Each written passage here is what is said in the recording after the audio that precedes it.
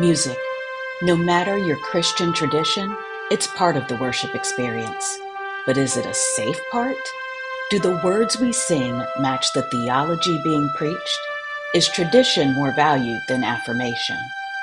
Join me, Siobhan Boyd-Nelson, and my colleague, the Reverend Dr. Ben Huelskamp, for How Sweet the Sound, where we take a closer look at the hymns, worship anthems, and gospel favorites we sing and how they create or dismantle safer spaces for LGBTQIA+ people of faith.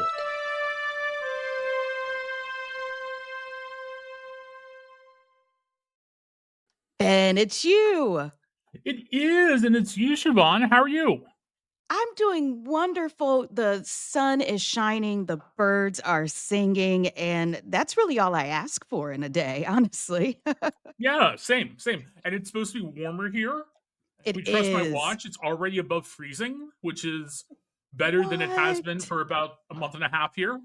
Oh my goodness. I'm so sick of snow. And Oh, I and am too. so ready to see something else. And it's been a particularly tough one, Ben, but we're making it. We're making it. Yep, we are. All We are. right.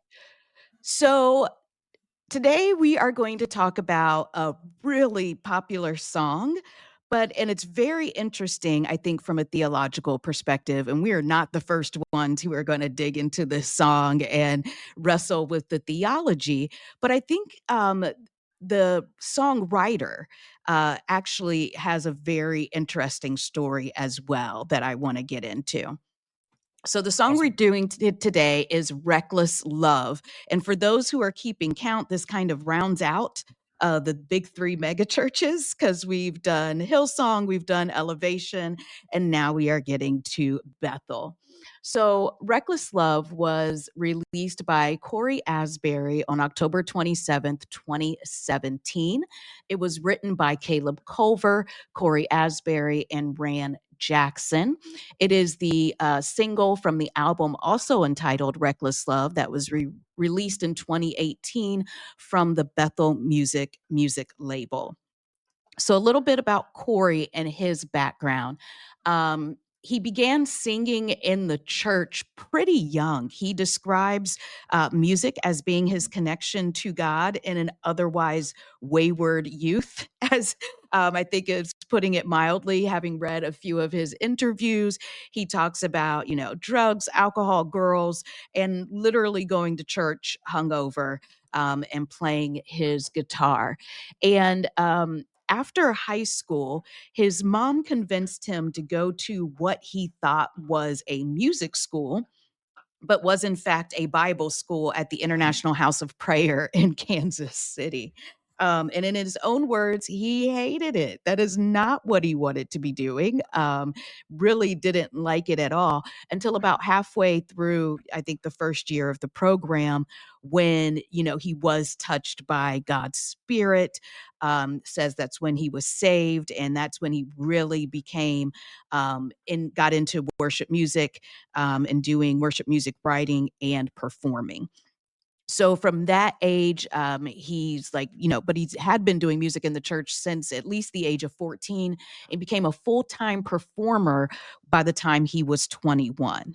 And he worked with the International House of Prayer in Kansas City and a couple of other places before signing with Bethel Music Collective in 2015. So he's there. He's at a couple of other places writing and performing music and essentially being a worship leader and a worship pastor, and signs with Bethel Music Collective in 2015. Now, Bethel Music Collective is actually a label, a music label that was born from Bethel Church in Redding, California. Now, I will disclaimer time, Ben. This is the church that my pastor was going to and going to conferences at Bethel in Redding, California before he flipped on us. So I've got a little bit of a relationship with Bethel there. But And, it and, is and just to clarify for our listeners, particularly listeners who have heard the episode where I interviewed you for Coming a Christian. mhm. When you say you're a pastor, you're referring to the most recent church that you were involved with, Yes. which was at least supposedly United Church of Christ and progressive and queer affirming Yes. until it wasn't. Until it wasn't. And I would say for at least the 2 years, maybe 3 years prior to that pastor's flip, he had been going to the conference at Bethel and actually using church funds to be sent to that conference in Bethel. Got it. So, for those who aren't familiar, Bethel Church in Redding, California is one of the most influential and charismatic megachurches in the country. And it has had its share of scandal. Most recently, actually, in the beginning of 2025, I think January of 2025, they issued a rare apology because one of their really famous pastors, Sean Boltz, had been accused of sexual misconduct. And the pastors, the senior leadership team at Bethel came forward and said, yeah, we were made aware of these allegations back in 2019 and didn't do anything about it. So there's been some stuff going on. You can read all about Bethel, but I'm not going to go too much into Bethel because it doesn't look like Cory was really involved in the church or in the worship and the worship group that was really related to the church. He was just part of that music collective, that label. Though we will see that the song itself was premiered via Bethel. It was premiered. It was actually sung during a Bethel worship service at their church in Redding.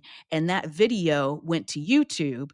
And that video actually happened months before the song was released by Cory on his album. So the popularity of the song absolutely has something to do with its association with Bethel Church. So he does release Reckless Love, Cory does, in 2017. And like I said, that YouTube video had been released earlier in the year. So it was very, very popular. It did win Dove Awards for Song of the Year, Worship Song of the Year, and Album of the Year in 2018. It's Cory's highest charting song ever in his career. And so Cory continued to work with Bethel for a time, but did eventually leave Bethel music. And then, in fact, kind of left Christian music for a time. And I want to turn to an interview that he did in September of 2025. And when he was asked about whether or not he had left Christian music for country music, because he is living in Nashville now and no longer a worship pastor or connected, with a church in that way. He said, I wouldn't necessarily say I don't do worship music or Christian music anymore because the truth is I love all of it. But there was a lot of consternation in my heart over the part of the Christian worship music industry that seemed really dirty and all about money. I was seeing people's lifestyles and I was like, I'm not down with this. So, Cory, if you follow the contemporary Christian music industry at all, you might know that there's been some consternation over what Cory has been saying publicly on his social media about the Christian music industry and his criticism. And he has plenty of it in this article. He says, I guess I got lucky with Reckless Love, but it was never about a big stage or money. It was never my intention. And once I saw how, I'm trying to think of an antiseptic or nice word for it, interesting it was. I was like, yeah, I don't want anything to do with this. I don't know about you, Ben, but my son, when he was growing up, I told him that, he should watch what he says because he can hurt people's feelings because he's a very honest. He was always a very honest child and would just say things very directly. And so he started using the word interesting to describe things that he might otherwise disparage or have a negative sense of. And so it was very interesting to me that Cory used that word because I'm like, ooh, that's not good. Like all the other words that he was going to say were very, very bad. It's God. I was about to say it's very interesting, but it's sort of ironic for my family as well.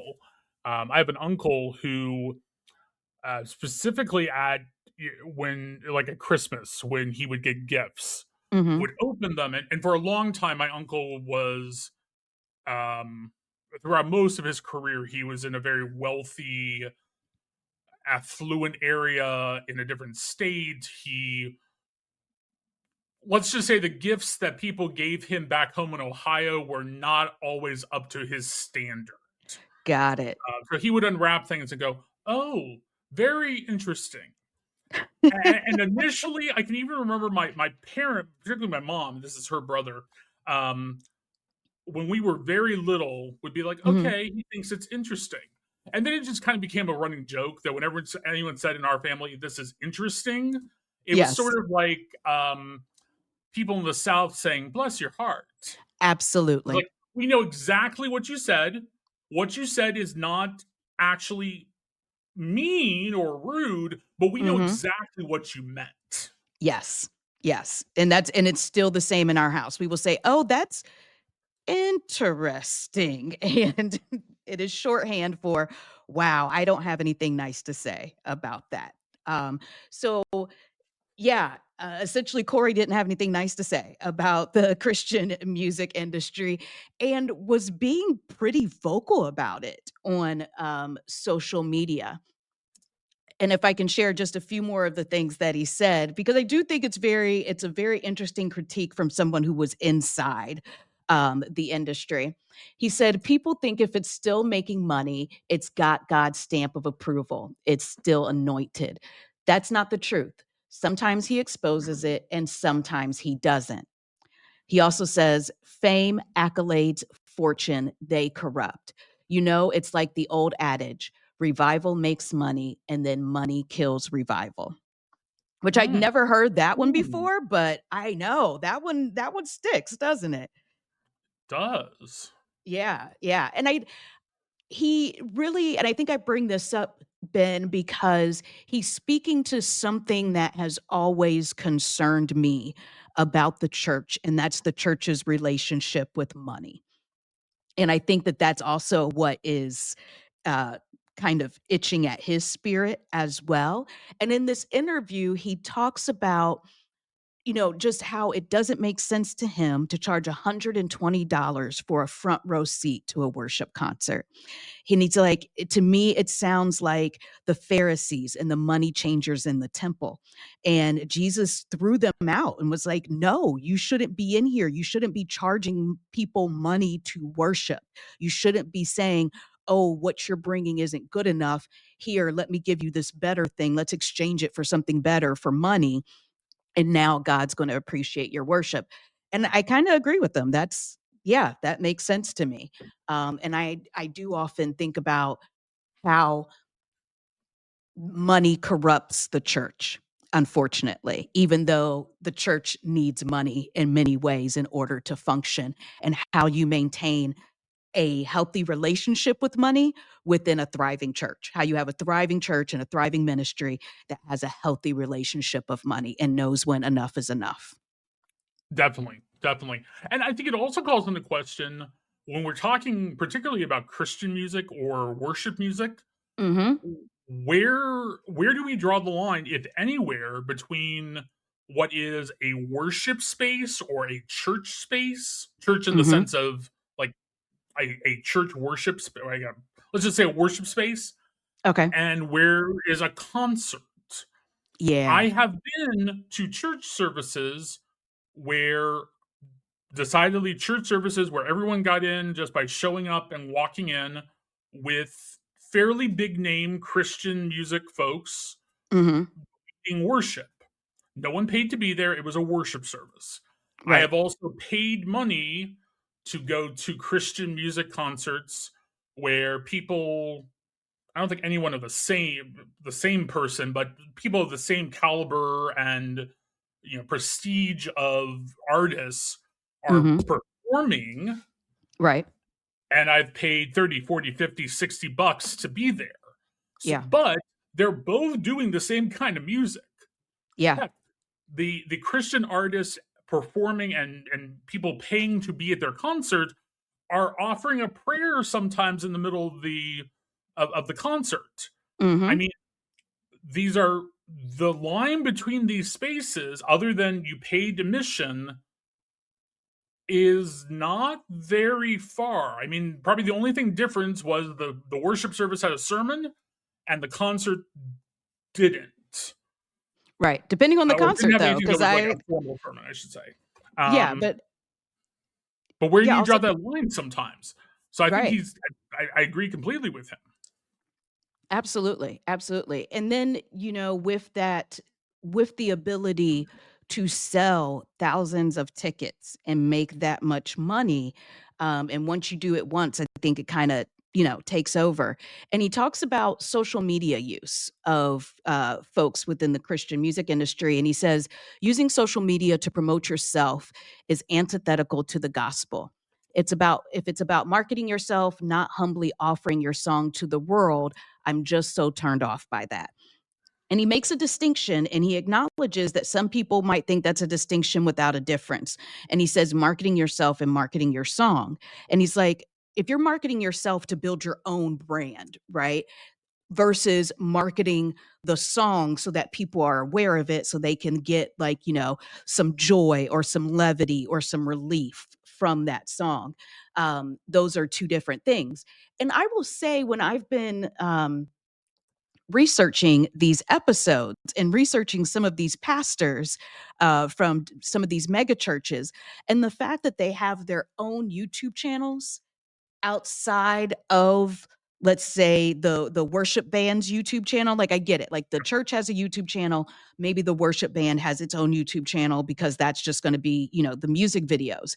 But when the pastor has his own YouTube channel, that's when I go, well, that's weird.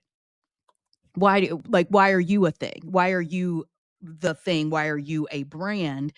And it's because many of these pastors are in fact brands, and do and have in fact have markets beyond just the church or just the music. So I hear the difference in the distinction that he's making, but he definitely recognizes that not everybody will. I disagree with that a little bit. Mhm. And I disagree with that principally as a pastor who, definitely doesn't have the same brand as, say, Joel Osteen or, some of these other, big mega church pastors. But the thing is, it is hard for me to critique. I can critique like a Joel Osteen on the fact, or some of the, trying to think of some other good. Osteen's the one that's popping in my head. Mhm. Warren at Saddleback, those types Mhm. of folks. I can critique those folks on the fact that they have multi-million-dollar salaries, they fly around on private jets, they have 10,000 square foot mansions, et cetera, et cetera. I can critique those points, but Yeah. the actual part about them having a brand, it's hard for me to critique them on the brand part Mhm. because, again, that's something that I'm trying to develop myself as a pastor, as Okay. well as an advocate, as well as a nonprofit leader, etc.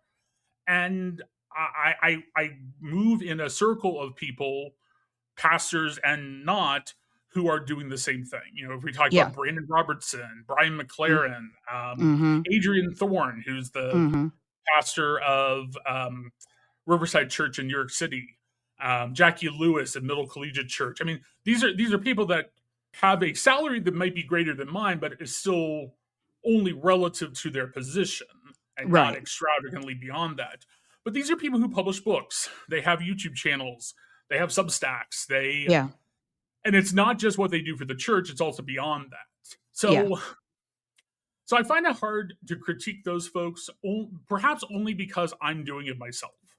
Okay. Um, and I want to be clear to say that in this space Mhm. because, again, I can critique some of the extravagance of some of the megachurch folks, but the actual like personal branding, uh, I can't really critique because I'm doing it myself, Right. and I don't. I think it can be problematic. I definitely agree with you, but I think there's also some good that can come out of that, if for no other reason than it is a pastor promoting and trying to get a message out there that perhaps goes beyond the context of their local congregation. I definitely do that.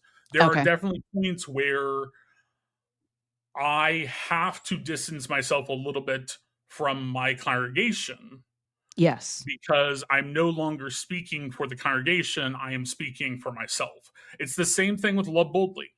There are many times where, actually, as we were discussing beforehand, I am working on an op ed right now that Mm-hmm. will probably mention, if it gets published, it'll probably mention that I'm the ED of Love Boldly, but it really is not a Love Boldly article. Right. It's actually not a Blue Ocean or my congregation article. It's Ben Huelskamp writing an op ed on something that's happened. So there Yeah. are some times where that personal brand is good, so that we can distance ourselves a little bit from the formal organizational leadership that we have. I think I would say the biggest problem, the area that I would critique, is where your personal brand is nothing more than an extension of your church, Okay. or that your Yeah. church is nothing more than an extension of the pastor's personal brand. That's There. where I think we get Yes. into that Yeah. really weird idea of like a cult of personality rather than a church. Right. And I've seen a lot of particularly progressive pastors do their best to distinguish those two Mm-hmm. as much as you can, while acknowledging that if Ben Huelskamp goes to something, people are getting connected to Love Boldly. Right. I Right. mean, I know I'm kind of preaching to the choir in a conversation with you, Siobhan, because hell, you still show up at things, what, 2, 3 years later, and people are like, oh, Equality Ohio. Yeah. Yeah. It still Or, happens. or other, even other organizations that you've been part of. Right. So it happens with all of us. But again, I just want to say in this space and to our listeners, that I do sometimes find that hard to critique, simply because it's something that I also do. Yeah. And I think I just have I have a concern about the branding of everyone in our world right now, and just the way that branding is working in our culture as well. Because it's all seems like I think it's what it's in aid of. If the branding is in aid of distinguishing Ben in Ben's different roles in the world, absolutely, that's great. If the branding is in aid of getting more money, essentially, or more fame or more accolades, that's, I think, the problem. So, what is that branding in aid of? Yep.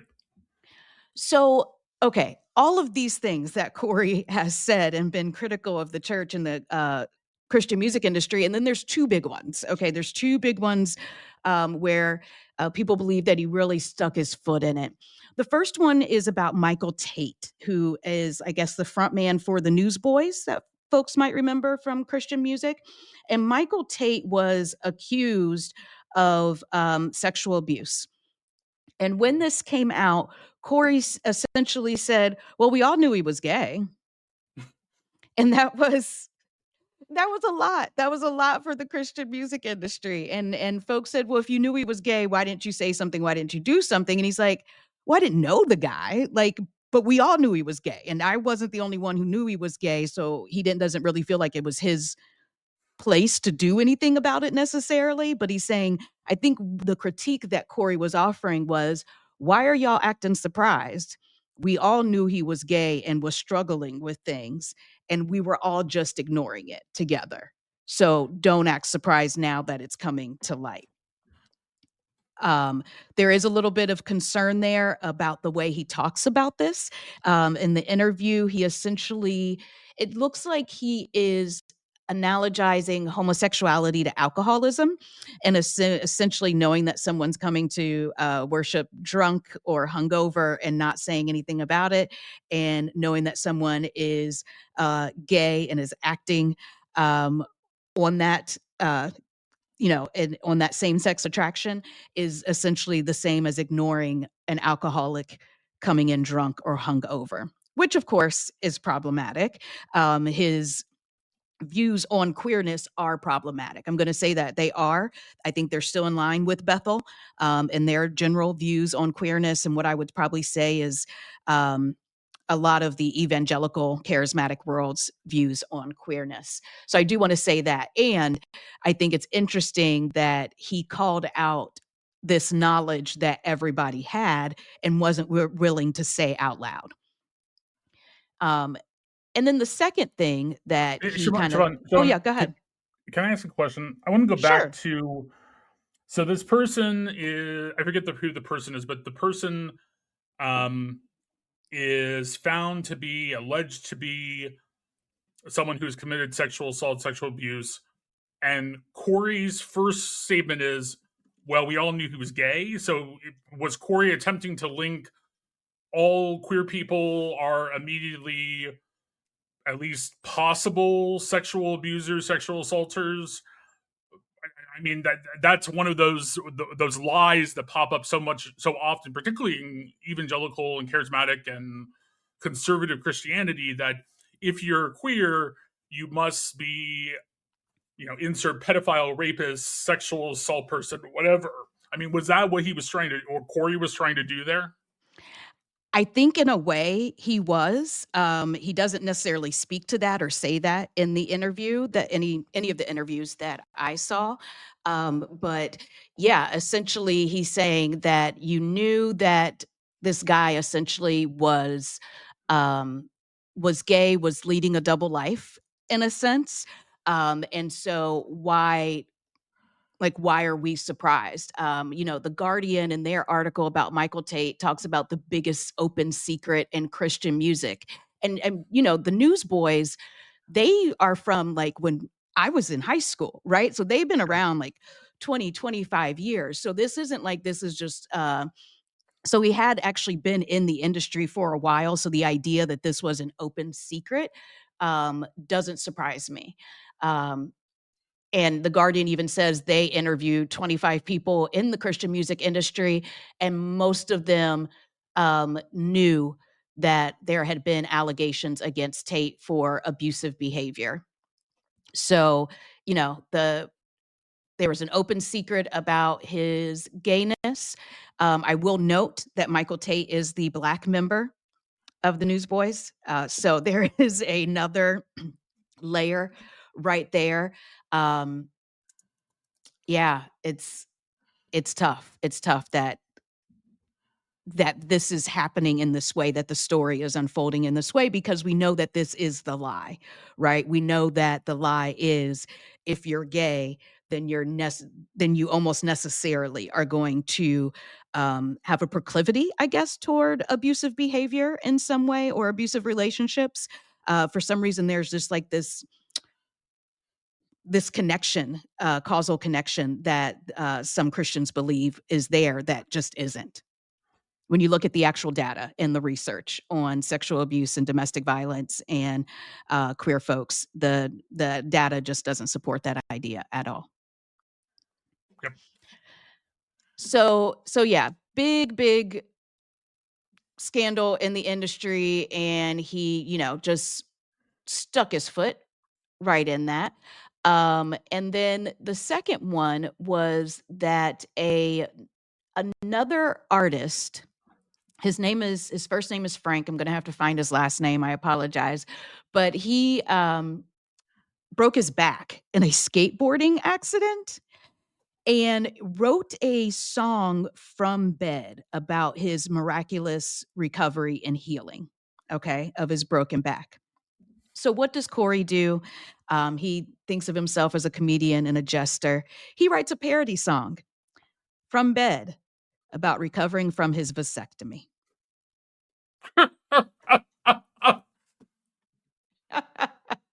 I almost need you to read that again. Wait. So he hurts himself in a skateboarding accident, and he writes a song from bed while recovering about his vasectomy. No. So the other artist, and if you give me a second, I'm going to find his last name because it is important to the rest of the story. One second. Because he is actually going on tour with this guy now. So it all turned out really well. They're now friends. His name is Forrest Frank. And Forrest Frank was in a skateboarding accident, I believe, and broke his back. Okay. And so while in bed, he had miraculous healing from this broken back, and he wrote a song about it. Okay. Okay. So then Cory Asbury says, I'm going to write a parody of that song. Got it. And so he had a vasectomy. And so when he was in bed healing from his vasectomy, he wrote that parody song Interesting. about not spreading his seed. I don't know. There's some lyrics. They're like snip, snip. I'm not spreading my seed anymore. It's very, very. If that gives you an idea of who Cory is. Oh my God. I Yeah. have so many thoughts and I don't want to go down that rabbit hole. Okay. Okay. Yeah. Because we're So let's just keep on moving. Cory at this point, right? So Yeah.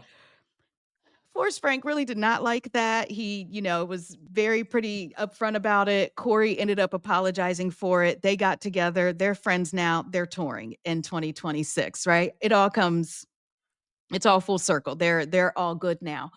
Um, and then finally, I'm going to just note that he did write a little satire song about how the church thinks that you can just zap anxiety away with the blood of Jesus. So that was a third one, right? Like, so he's just out here, hitting everybody. He's just throwing them left and right. But then let's fast forward 2 weeks later, not 2 weeks later, on October 6th, he gives another interview. Now, mind you, he's gone now and saw Forrest and they've prayed together. And he comes out and he says, I'm sorry for where I've led y'all astray and going after, witch hunting the church and the industry and all these things.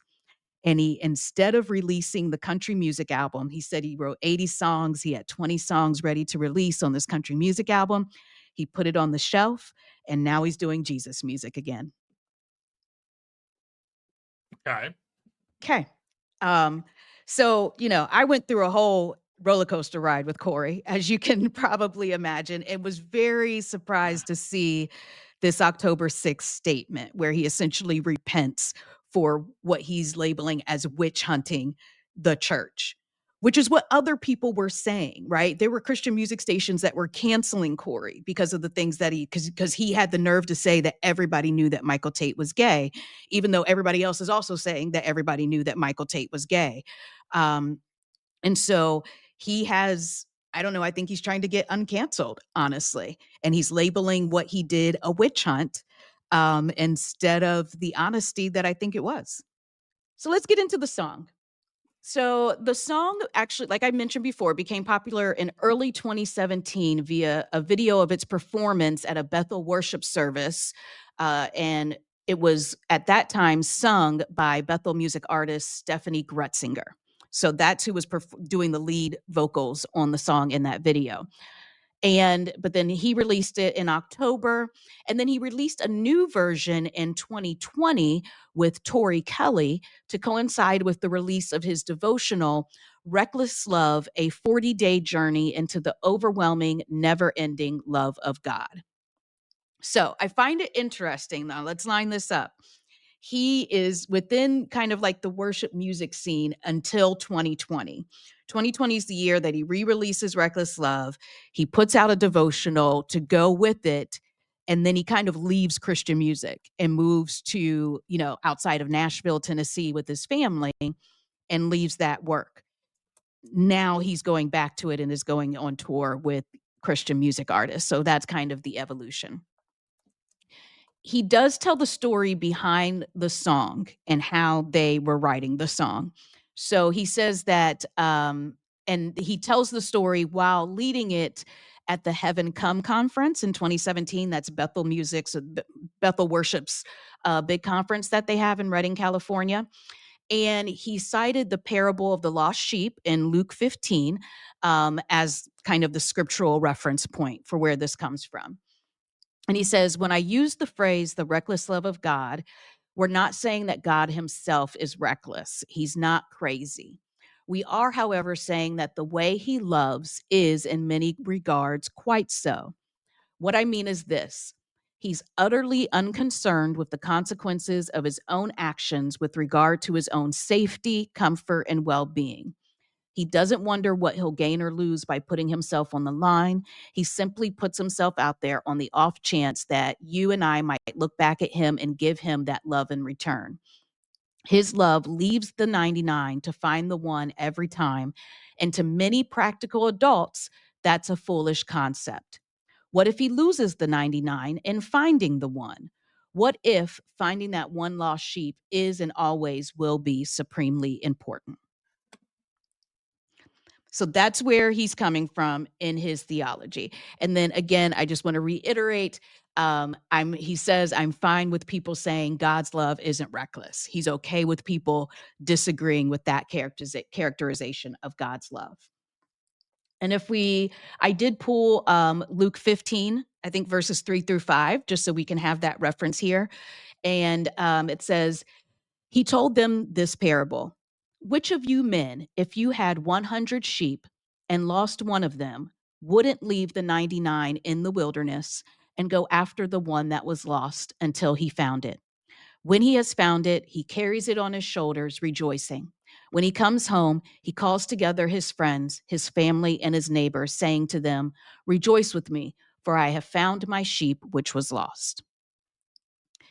And so, Ben, when I was reading this and kind of comparing Cory's interpretation of this passage and the way that I read it in the lyrics of the song, and then reading the passage for myself, I reached a different conclusion. And I just want to run that by you. You know, you're my pastor friend. I love running all these things by you. So, the way that I hear the parable is that Jesus is talking to a bunch of regular guys, right? And he says, which of you men wouldn't do this thing? Which to me, the thing he's saying is a very normal thing that everybody in that situation would do. Right? Like the way he's phrasing it, he's saying, which of you wouldn't do this? If you had 100 sheep, one of them gets lost, you're going to go find the lost sheep because you have 100 sheep. And he's saying, who wouldn't do this? So to me, it's like, well, that is in no way reckless. Like if that's the act that everyone would choose in that instance, then that is not a reckless act. And I also don't understand Cory's characterization of God's concern with safety, comfort, and well-being. To me, that is a very humanistic characterization of God, as though God has safety, comfort, and well-being, or any need for safety, comfort, and well-being, right? Like God is God. There is nothing that can harm God, so there is no need for safety. God is always comfortable. God's being is always well. So going to find that lost sheep doesn't in any way put God in any risk, right? This isn't about God's risk taking. To me, it's more about the fact that God wants all of us.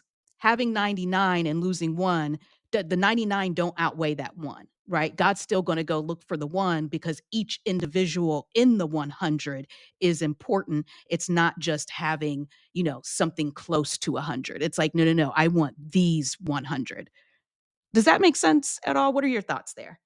It does, although it's interesting that Jesus tells this parable and starts out with which one of you having 100 sheep, blah blah blah, Mm-hmm. because I'm looking at the two verses before that.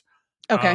So the first two verses of that chapter say, "Now all the tax collectors and sinners were coming near to listen to him, and the Pharisees and the scribes were grumbling and saying, 'This fellow welcomes sinners and eats with them.'" Yes. And the beginning of verse 3 then is, so he told them this parable. I read that to mean that he's telling this parable to the Pharisees and the scribes, who Yes. are not shepherds. True. True. So it's almost like Jesus is saying, I find this to be self-evident. I Mm-hmm. find this truth of, if you have 100 sheep and one goes missing, you're going to go and find the one that's missing. Whereas the Pharisees and the scribes are much more likely to be the equivalency of today's, professors and academics and professionals. These are not folks who typically work outside except for what they basically need for their lives. Right. So for some of these folks, it may be like, well, wait, if I have 100 sheep and one goes missing, I'm just going to stick around with the 99. I don't really need that other sheep. I mean, good of the many outweigh the good of this one that's wandered off. Yes. So it's an interesting phrasing there. given the audience he's speaking to. Yeah, it is. It is. But I think that hearing directly from Cory his thinking really helps to illuminate the lyrics. I think the lyrics, they kind of speak for themselves, but we don't have to make assumptions about Cory's theology and what Cory is thinking behind these lyrics, and I think that's helpful. So, let's jump into them. You ready? Sounds good. All right. Take it away. Before I spoke a word, you were singing over me. You have been so, so good to me. Before I took a breath, you breathed your life in me. You have been so, so kind to me. Oh, the overwhelming, never ending, reckless love of God. Oh, it chases me down, fights till I'm found, leaves the 99. I couldn't earn it. I don't deserve it. Still, you give yourself away. Oh, the overwhelming, never ending, reckless love of God. When I was your foe, still your love fought for me. You have been so, so good to me. When I felt no worth, you paid it all for me. You have been so, so kind to me. There's no shadow you won't light up, mountain you won't climb up, coming after me. There's no wall you won't kick down, lie you won't tear down, coming after me.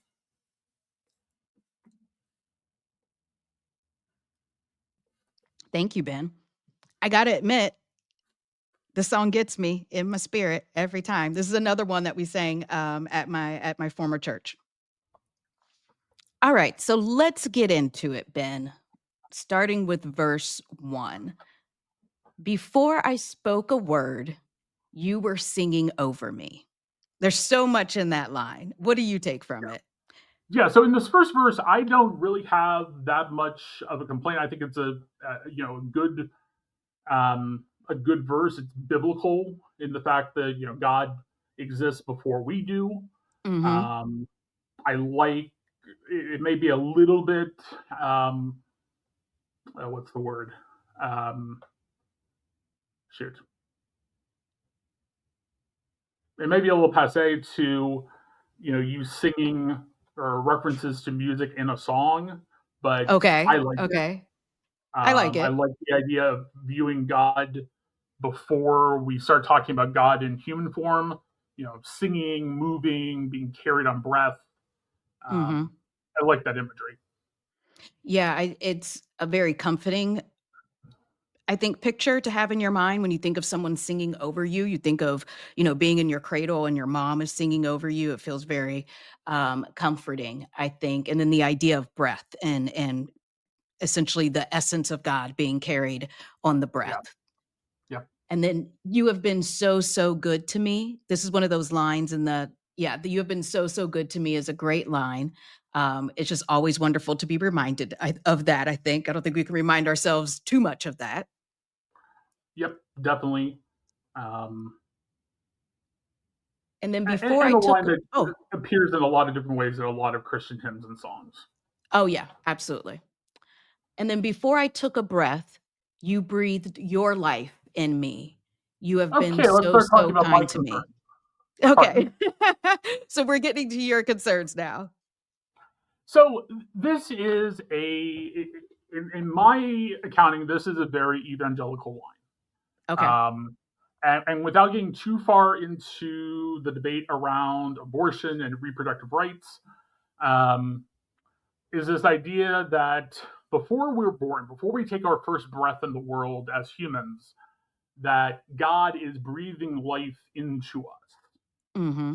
Now, the reason that I have multiple concerns about that is that first, in the Jewish tradition, at least in the Hebrew Bible or what Christians call the Old Testament tradition, life did not begin at conception or at some point during gestation. It began at a child's first breath Okay. for two reasons. A, because I mean that's the breath is that quickening spirit, the Mhm. spirit of God being breathed into us and us taking in our first breath. Mhm. Um, but also because in Genesis, humans are created from things that are in the world already, and then God breathes the breath of life into them. Right. And that all happens, outside of a womb. Mm-hmm. The other part of that is, and I've read some really good articles specifically about Jesus's time, and Okay. whether or not people around Jesus's time would have said that life began at first breath, or at conception, or at some other time before that first breath. And those articles have noted that Jesus and basically any other person that wasn't trying to be a really rude human would never have said that life begins before first breath, because the incidence of stillbirths, of miscarriages, of children dying before they took their first breath was so great that to say that life began before that and therefore a child had quote unquote died, not that a pregnancy had had complications, would have just seemed to people at that time to be immensely mean, if not, almost immoral. Okay. So I have a problem with that, because it's saying before I took a breath, you breathed your life into me, Yes. meaning that the breath of life enters this person before they are actually born in the world, or in the womb, Right. at conception, some point along that timeline, rather than at birth. Yeah. And I think it's so funny because and it's just one of those lines, it's like, let's just not put this line in a song because it is such a nuanced, contextual conversation to be having about the start of life. And so, yeah, just one of those that I'm like, ooh, as a young woman hearing this song and singing these words, this is going to be difficult to reconcile with the idea that a young woman has control over her body and bodily autonomy, and the ability to make a moral decision about her body and her womb. Um, that's, I think, that's going to be really, really hard to jibe with singing this song. I Yep. agree.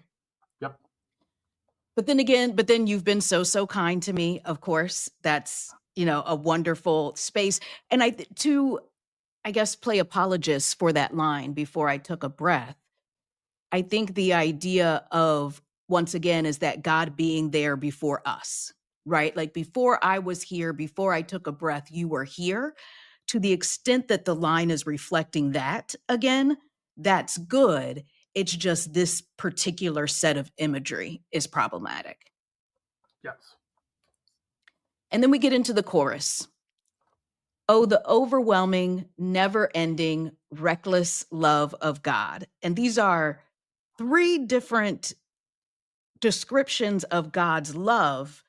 And I think where I'm conflicted is that two out of three of those I agree with. Okay. And it's so hard to reconcile that third one. So the first one, overwhelming. Yes, I have been overwhelmed by the love of God in a to the extent, and I watch nerds on YouTube who ask etymological questions such as, can you be whelmed? If you can be overwhelmed, can one be whelmed? And yes, you can, because to be whelmed is to be almost covered in water. It's like if a wave were to come up over you, that is to be whelmed. And so to be underwhelmed is so like that wave has not come up and totally drenched you. And then to be overwhelmed is like you've been drenched on top of drenched, essentially.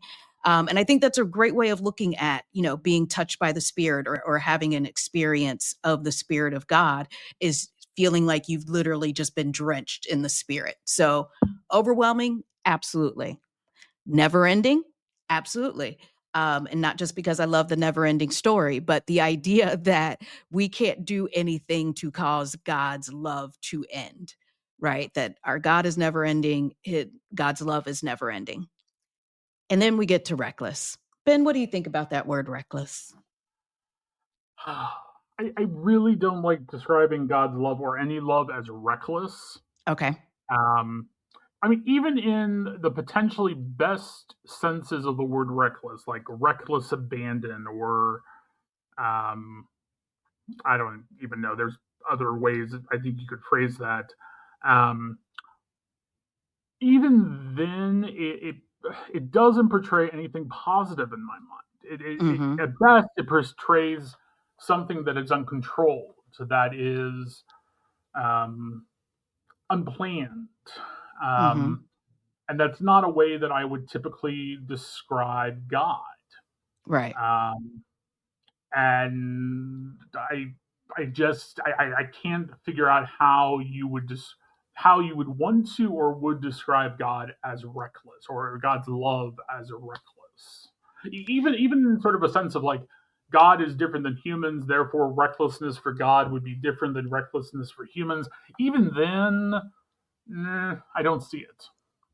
Well, if we go back to Corey's words, and he describes it as without regard to his own safety, comfort, and well being.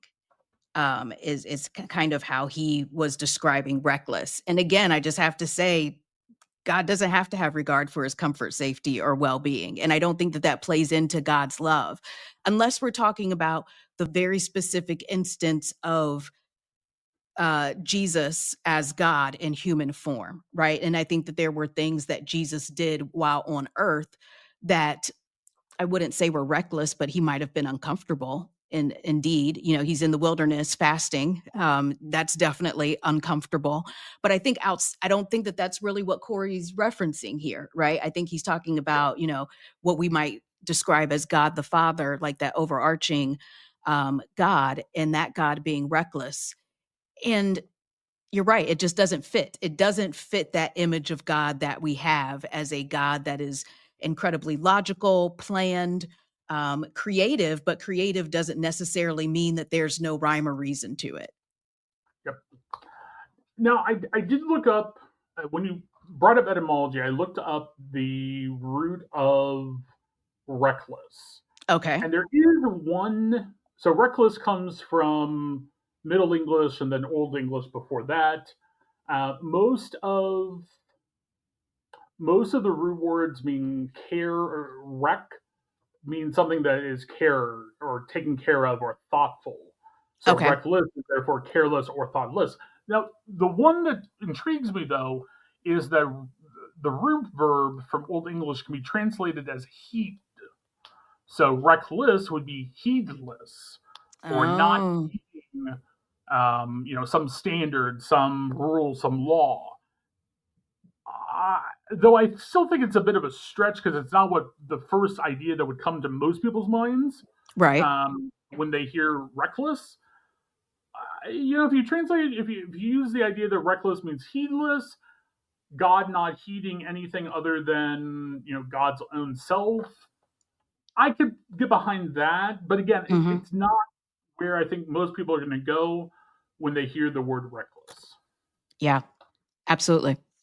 And then when we get into the next line, I have another critique of it, but I want to kind of connect it to the next line that says, "Oh, it chases me down, fights till I'm found, leaves the 99." And of course, we know that leaves the 99 is that reference to the parable of the sheep. But when I see the pairing of reckless love, first of all, so that is love that is without care. Okay, it is careless love. And then the fact that it is chasing me down and fighting till I'm found. Pairing those three concepts together, I think is oh, clumsy at best and dangerous at worst.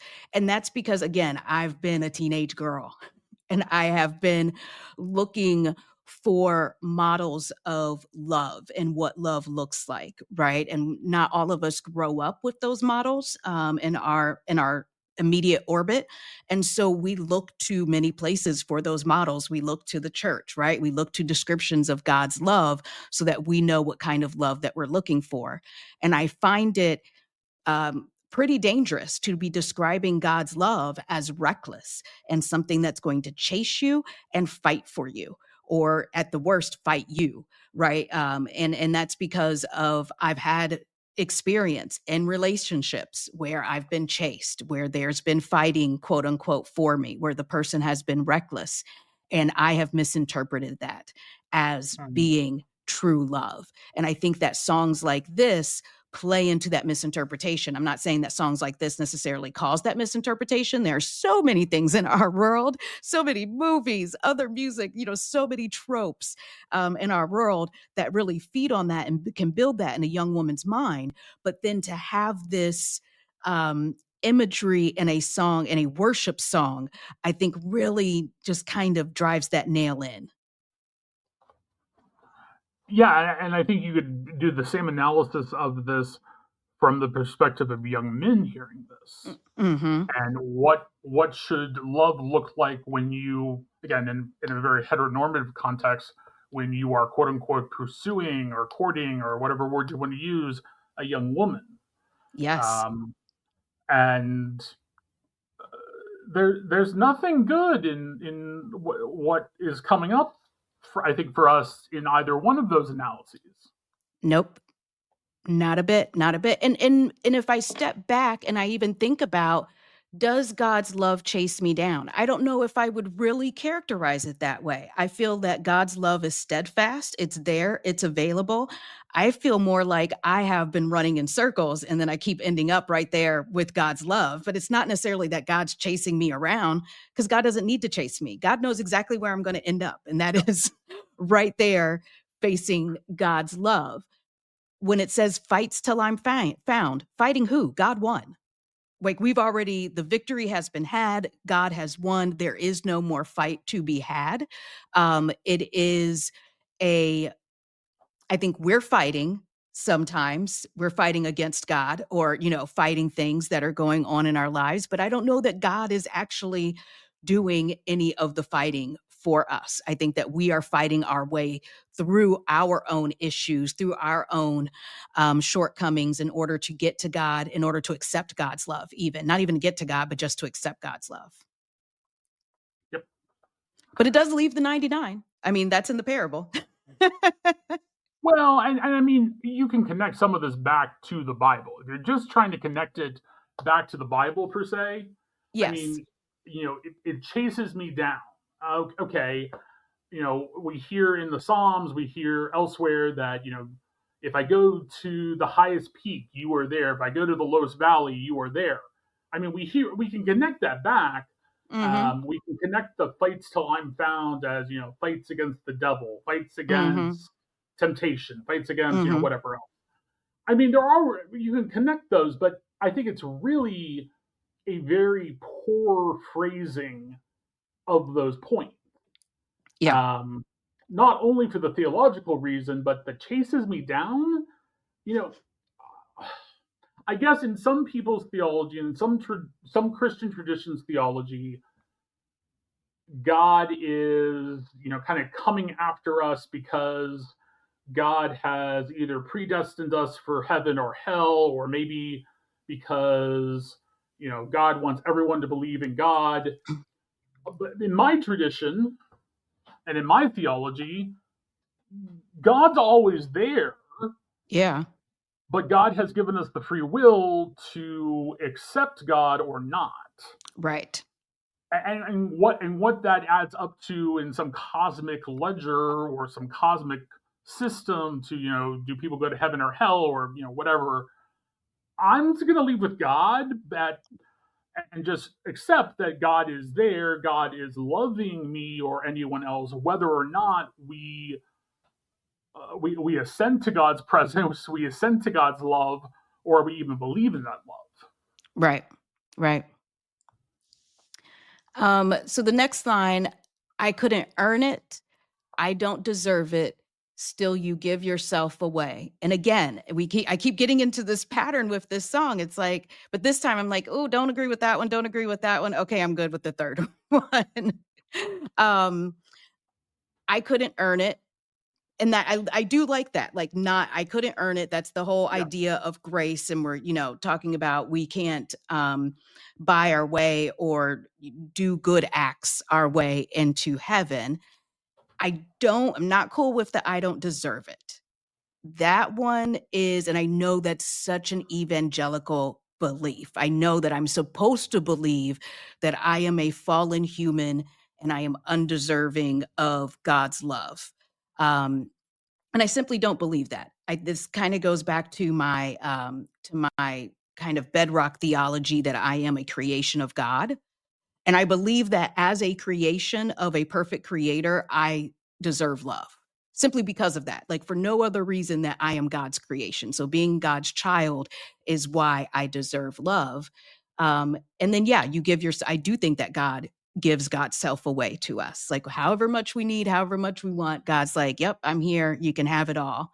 Um, we are usually the ones turning off the nozzle, I think, way before Yeah. God would. So yeah, like 2 of them I'm okay with, and 1 of them I'm like, "Oh, you're killing me on that one."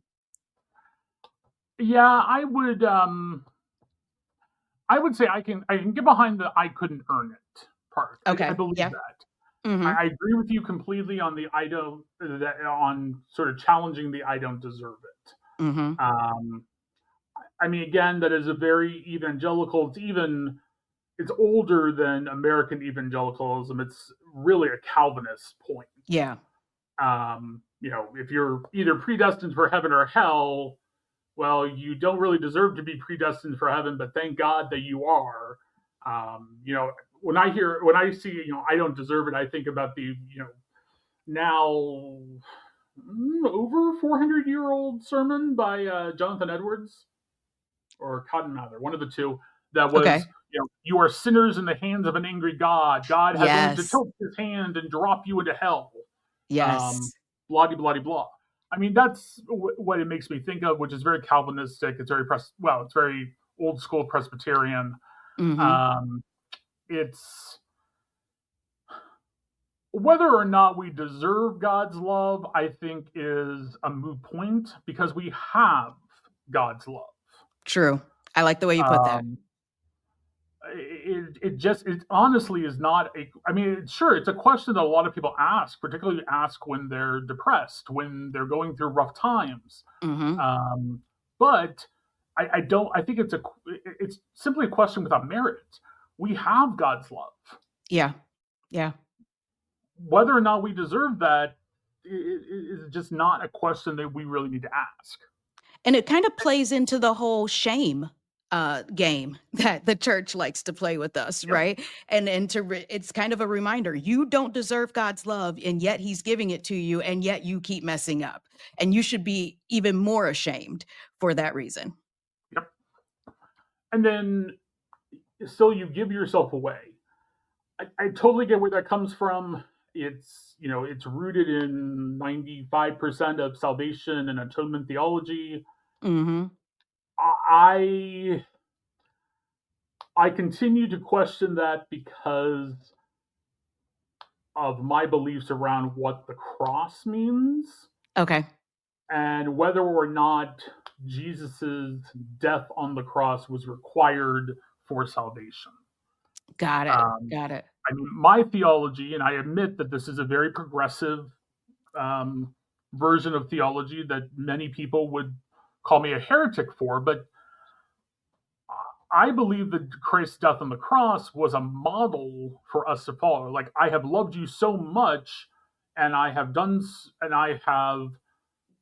given you a model of how you should react to the world, to empire, to greed, to overconsumption of wealth, etc. And now look what the world's going to do to me. This is a model you also should follow. Maybe not to death, but this is Mm-hmm. how you should be as people in the world, Right. rather than God sent Jesus to die on the cross to win salvation for humans, because that gets us into the very weird, and I think I would call this the heresy, that God sent God's self to die on a cross to appease God's wrath. Yes. Yeah, I hear what you're saying there. And of course, that's the theology that I was raised in. So I'm somewhere in a middle ground, still like finding my way through what all that means. And I do like what you said about Jesus's death on the cross being much more about the model, and the model being of being humble. of humbling yourself to those that would oppress you to the point of killing you, and still humbling yourself to them. If God can humble God's self, then we certainly should be able to humble ourselves. Yep. Absolutely. And then, oh, the overwhelming, never-ending, reckless love of God. So we're getting that line twice there in the chorus. And then when we go into verse 2, when I was your foe, still your love fought for me. So I get it. I mean, of course, I was raised evangelical, so I understand what this line is saying, and I don't want this line to say it, I guess is the way that I would put it. What are Siobhan, for your those of thoughts? us who were not raised that way Yes. and perhaps have the same visceral reaction that I have to lines like this, can you explain a little bit more about that theology and what that meant, again, particularly in the context in which you were raised? Yeah, like it's a us versus them type of thing. Like if you're not for God, you're against God. It's a God versus the world, the biblical versus the secular. And so when I was your foe is any time before I joined the evangelical church. Because if I'm not a member of the evangelical church, then I am fighting against you. And that's everyone that's secular is God's foe, essentially. And the idea that even if I didn't know it, I was your foe. And still still your love fought for me. Yeah. Which is a really weird, because it puts you, as you were encountering God for the first time, it puts you on opposite sides of a battlefield. And that's just a really weird way to encounter God for the first time. And I think people are like, well, why don't people want to be God's friend? Why don't people want to come and encounter God? And it's like, because you told them God was mad at them and that and that the God of the universe, they had been the enemy of the God of the universe for their entire lives without knowing it or intending it in any way. It's like, yeah, I don't know if I want to meet that guy either. Yep. Yep. And then we have this idea, of course, of your love fighting for me. I don't know if I love the idea of love fighting. It's a little bit antithetical. I think love is powerful. It's the most powerful force in the world, but love's power isn't through fighting or the way that we imagine or connotate fighting in our brains is brute force, right? Like that's essentially, and that's just not a great way, I think, to imagine love. It gets us confused. It gets our tiny little brains confused. Yep. So this whole idea about when I was your foe is something that I had never experienced until I became ED of Love Boldly. Okay. And at the time, this is about 6 months before we did the rebrand for Love Boldly. And, if you're new to Love Boldly and you're listening to this, we had a different, mission statement, a different vision statement, different overall branding before the summer of 22. And at the time, we had a list of, I don't even know, maybe position statements. That's not really what they were, but sort of that. And one of them was something about how when we were still the enemy of God, God sought us out or something. Yes. And I remember asking our board about it and thinking, wait a second, when were we ever the enemy of God? Mm-hmm. I mean, in how I was raised, the only people that were the enemies of God were the devil, Satan, and that kind of, like those that kind of spiritual enemies. of creatures or whatever. Right. And then people who had very publicly, very literally taken a stance and said, not just I don't believe in God, but I actively want to work against God. Yes. So to say that anyone else is the enemy of God or that is a foe of God just does not compute in my head. And I really, really struggle, and I'm just going to be blunt. I hate these constructions of being an enemy to God, a foe of God. Sure, we are all sinners. We all do things that we're not supposed to do, that ostensibly God doesn't want us to do. Yes. But that doesn't make us an enemy of God. That just makes us human. I mean, it'd be really weird if, yeah, it'd be really weird if like your 3-year-old drew on the wall with a crayon and it was like, well, now my 3-year-old's my enemy. What am I like? I literally created this human being, but now they're my enemy because they messed up this one time and drew on the wall, not knowing that that would even upset me, right? Like not knowing. Um, it's so Ben, I love these conversations because it's so funny to hear you say that. Like, how can you be an enemy of God? And that language is just so kind of baked into me. But I think you can understand, though, how powerful that language is. Because if you can label everyone that's not in your group as God's enemy, not even like your enemy, you are God's enemy. I mean, like that's so powerful. That gives you so much, self-righteousness when in whatever you do, because whatever you're doing, you are working against the enemies of God.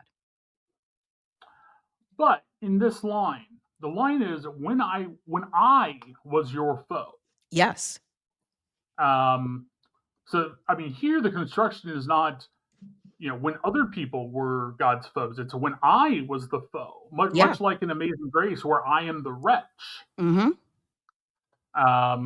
So I mean, I recognize it as provocative language, but still, I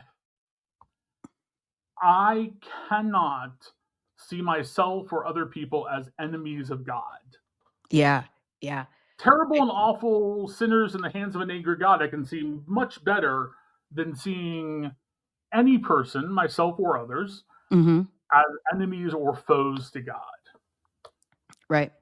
Right. Well, and I think it's also this idea that anything that, everything that at a time when bad things happening in the world were interpreted as God's wrath and God's anger, there was never, I think, or there was rarely a consideration of sometimes you can do things from a place of correction and love. So even if God was punishing, like let's just assume that God was punishing, the idea was that the punishment was coming because you were on the other side of God, you were the enemy, instead of no, the punishment is here in order to teach you a lesson because God loves you, right? So there's like almost layers to why it's so weird and wrong. Yep. Yep. And then of course you have been so good to me. When I felt no worth, you paid it all for me. And I think this line goes back again to that crucifixion reference, of course. You paid it all, Yep. being the ultimate payment, being the sacrifice of one's life. I do appreciate the first part of the line, when I felt no worth. It's not saying when I Yep. didn't have any worth, it's just when I felt no worth. But then there is again this kind of idea that there was a payment to be made because of my sin. There was a payment that had to be made, and Jesus made that payment to God. Yes. Um, and then of I course, agree. okay, Go ahead. no, go ahead. Yeah, I was just saying, I agree with you on that. I wish this line was, when I felt no worth, you were singing over me, or when I felt hmm, no worth, you breathed your life in me, yes, to pull from the first verse. yeah, Um, I do not like the connection between when I felt no worth, Jesus paid something for me. Like, because what in my mind, what it sets up is, when I felt no worth, when I felt worthless, mm-hmm. I was sinning. Instead of, when I Mm, felt no worth, I was suffering from a mental illness. I was going through a rough time in my life. Um, and that's where God or Jesus or whoever came and helped me. It makes it sound like that was some sort of sin on my part, and Jesus had to die again to, you know, um, to atone for my sins. It also reminds me, by the way, of something that one of our, or several of our Catholic nuns said in elementary school, which was, whenever you sin, Jesus dies on the cross again. no. Yes. Um, which I didn't fully understand as being traumatic at the time, but I now understand that when you tell like second and third graders, I remember hearing that the first time in second grade. Oh my Whenever you gosh. sin, whenever you tell a lie, whenever you are mean to your parents or your siblings or whatever, Jesus dies on the cross again. Or maybe Like, it was Jesus is nailed to the cross again. One of the two. ow. What, ow, ow, like on your spirit. Oh my gosh. The things that we say to kids in order to get them to behave. And it's like, or just, they're going to misbehave. Like, I don't know why we had to drag Jesus into it. It's a second grader, right? Like, Well, I think it was second grade. It was in second grade because that's when Catholic kids do their first confession. oh goodness. So they But really trust me, are just, that line was said multiple times over the years. It wasn't wow. just second grade. Yeah, no, absolutely. Whew, okay, they get in there. They really get in there and get y'all. All right. Yeah. So moving on to the bridge. Um, there's no shadow you won't light up, mountain you won't climb up, coming after me. Um, and I think this goes back again to what you were referencing earlier, Ben, about we can go to the top of the highest mountain, God will be there. You can go to the depths of the sea, God will be there. I like the idea of God lighting up shadows. I do like that imagery because, again, as I've talked about before, shadows often are a good way of imagining depression, anxiety, low times in one's life. The idea of God being a light and lighting that up. I do, of course, there's a caveat here. There's no shadow you won't light up. Yes, God is capable of anything. And I think sometimes our depression and anxiety need more than just prayer, right? So, to the extent that this would encourage someone to not seek out additional help beyond prayer, that's where my concern would be. Yeah. Yep. And by the way, the psalm I was referencing, I just looked up. It's Psalm 139. Okay. And there actually are a few other lines there that mirror lines in the song. Okay. But this is the psalm that's talking about, wherever I go, how can I flee from your spirit? Where would I flee from your presence? Blah, blah, blah. It was you who formed my inward parts. You knit me together in my mother's womb. I am fearfully and wonderfully made. Blah, blah, blah. That's this psalm for some Okay. context. Now I'm hearing it, and I think it's just an inappropriate use of the opposite. So the idea that I can't flee from you doesn't necessarily mean that God is chasing, but that's how it's been used in this song. Like it's tried to use the opposite of flee, which is chase, but that's not what the psalm is saying. The psalm is saying, I can't flee from you, but it says nothing about God chasing us. It says God is there. God doesn't have to chase us. God is there. Yes. Um, so is God actually climbing the mountain that we are climbing? No. Like God, as we climbed the mountain, God was always there at the top of the mountain. I think to the extent it indicates that God puts effort into us or is so interested in having a relationship with us that he would climb a mountain is a good thought. But I think it's a misinterpretation of that psalm nonetheless. Yes. Yes. And then again, coming after me. I could do without it. I could do without Yeah. being chased in my worship songs. And then finally, there's no wall you won't kick down, lie you won't tear down, coming after me. You're shaking your head, God Ben. doesn't need to take down walls. God does not kick down walls. Even in Jericho, there was no physical touching of the walls. I think to the extent, maybe the idea is that at Jericho, the horns were blown, and we saw the wall fall down because God essentially kicked it down. God's power kicked down that wall, right? And we're humans. In our brains, we hear kicking down a wall, we're thinking a physical fight. And that's just not something I think we need to associate with God. Yeah. What do you think of the line, "Lie you won't tear down"? That is one of two lines in this entire song that I actually like. Okay. I like the first line of the first verse. Before I spoke a word, you were singing over me. And Okay. I like "Lie you won't tear down." Perfect. All right. It begins and ends Um, with decent lines. yeah, I mean, and I think particularly for LGBTQIA plus Christians, this is, even though I know it's not what Cory Asbury is intending in this song, I like that it is said. Because the lie that being queer means that God doesn't love you, or means that you're going to hell, or means whatever, those are lies that God tears down. Yes.